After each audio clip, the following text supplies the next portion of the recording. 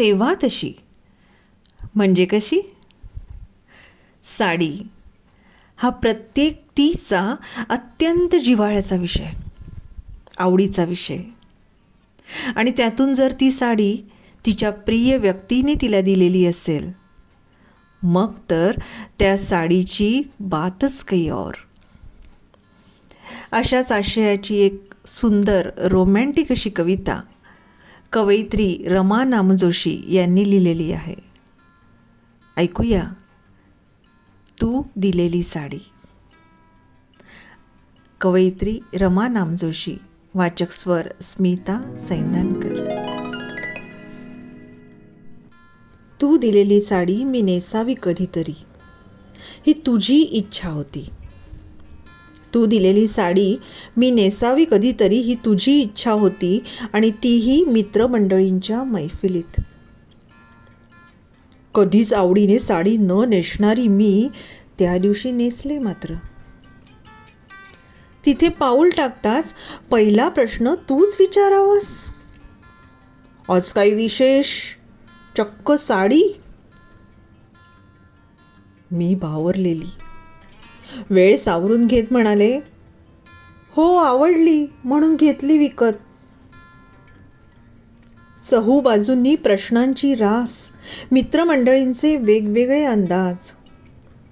मी उत्तर देण्याच्या दुबळ्या प्रयत्नात, आणि तू मात्र चिअर्सच्या नादात.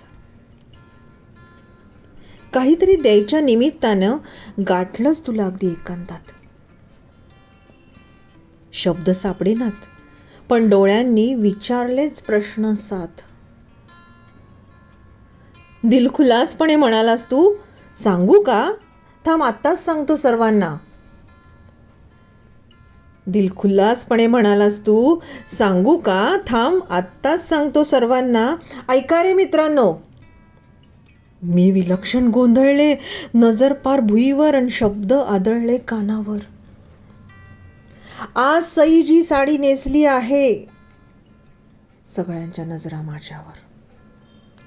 मी भेदरले.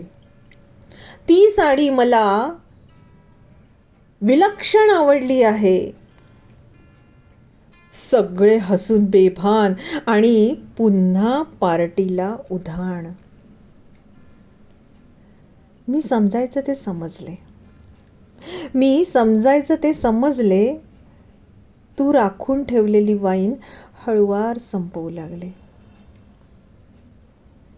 पुन्हा एकांतात मी छेडलंच तुला.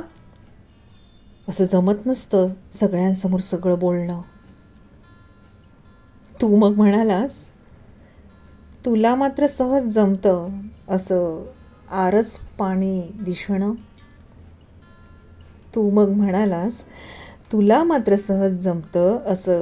पाणी दिसणं. ग्लास ठेवला खाली तेव्हा नक्की लाजलेच होते मी, आणि तुझ्या साडीतले तुझे क्षण अखेर तुला असे दिलेच होते मी. तू दिलेली साडी.